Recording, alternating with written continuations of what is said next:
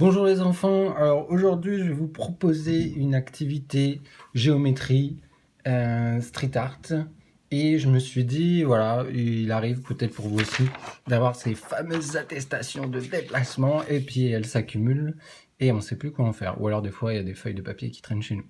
Et bien aujourd'hui on va en faire quelque chose de joli. Première chose à faire, vous allez plier pour que ce côté-là du rectangle, donc de la feuille, se retrouve sur ce côté-là. J'ai bien un triangle, rectangle isocèle, avec les deux côtés égaux, et un autre rectangle en dessous. On va se débarrasser de ce rectangle-là, on n'en veut pas. Ciao.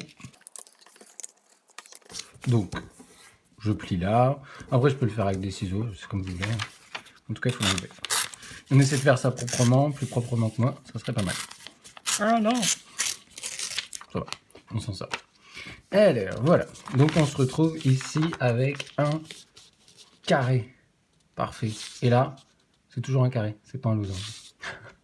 Alors, pour que notre origami soit plus joli, eh ben on va le mettre en couleur, ok. Donc après, vous décorez comme vous voulez, hein, je vais pas vous dire comment vous devez décorer. Voilà. Donc je vais démarrer, mais attention, ça va aller vite. Et voilà, décoration terminée, en mode rapide. Alors, quand on a ça de fait, on reprend notre carré et on vient plier selon la diagonale du carré, une des deux diagonales. Ok. Voilà, donc on obtient bien notre triangle rectangle ici, en angle droit, et isocèle parce que les deux côtés sont égaux. On va venir prendre un sommet de ce triangle rectangle isocèle qu'on va ramener sur le sommet de l'angle droit.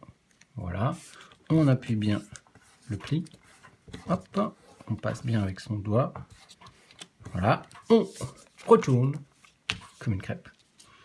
Et on fait la même chose ici, sommet, sur le sommet, et on vient aplatir proprement. Voilà. Ensuite, petite partie technique. On vient le prendre ici par la pointe, en bas. Et ce qu'on va faire, c'est qu'ici, on va venir mettre son poing ou sa main à l'intérieur. On veut l'ouvrir. Ok. Donc attention, là, je glisse mon poing dedans pour venir l'aplatir progressivement. Vous voyez, j'en suis là. Et je l'aplatis pour le transformer de nouveau. Magie. Devant vous, je sais pas, en triangle, rectangle, isocèle. Donc j'aplatis bien, j'essaie de faire quelque chose de propre. Ensuite, je vais donc je vérifie hein, si vous avez réussi. Vous avez ici, quand vous le prenez dans ce sens-là, vous avez ça au milieu et vous avez ça. On va venir prendre un des sommets du triangle rectangle isocèle, pas l'autre, le deuxième on le laisse contre la table, et on va venir l'amener encore sur le sommet de l'angle droit. Et toujours la même chose. Et ben ouais. On fait pareil de l'autre côté, ce coup-ci on ne retourne pas. Voilà.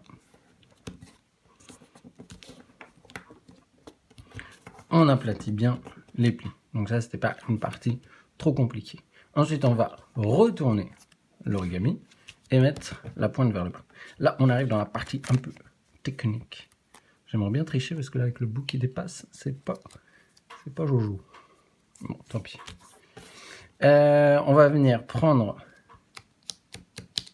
la pointe ici, le sommet de l'angle droit du triangle rectangle isocèle, et on va venir l'enrouler.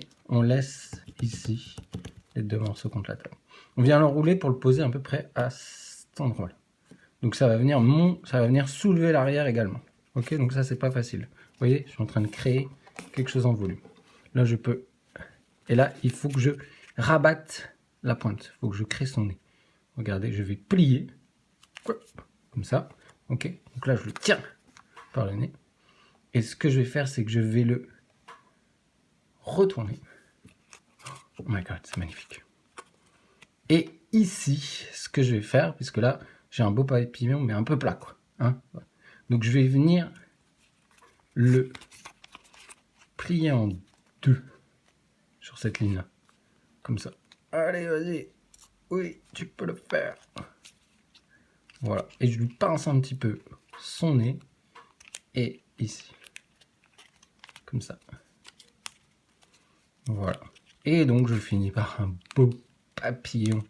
Donc, d'une attestation pas très jolie, je finis avec un beau papillon que je vais pouvoir ensuite... Alors, première solution avec le papillon, bah, si je veux, je peux mettre des petits messages cachés dedans. C'est ça qui est joli avec le papillon. Je lui enlève son nez. Ici, bah, je vais écrire un petit message. Donc, en fonction de là où je vais le poser, voilà, par exemple, je vais mettre... je vois qu'il y a la guitare qui traîne. Je vais mettre... Par exemple, tu nous joues un petit morceau de guitare. Ok. Là, une fois que le message est mis, je referme comme tout à l'heure. Donc je replie son nez. Je viens plier. Voilà. Et là, ce que je vais pouvoir faire, je vais vous emmener avec moi. I believe I can fly. Hop. Voilà.